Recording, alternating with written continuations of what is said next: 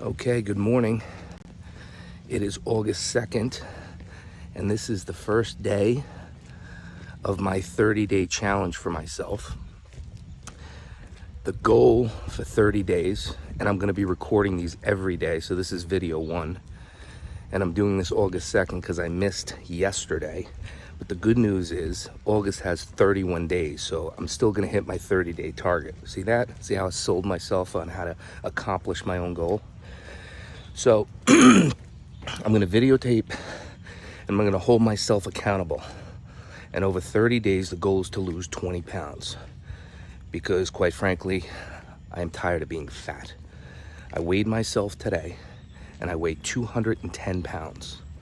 The goal in 30 days is to get down to 190. I will accomplish that goal. The other goal is I hired a social media consultant, Nigel. We're gonna do everyday reps and sets on engagement and on posting. You will be seeing me on my platforms almost like Andrew Tate. No, you will not see me like Andrew Tate. And that's it. So this is day 1. I'll check in tomorrow for day 2.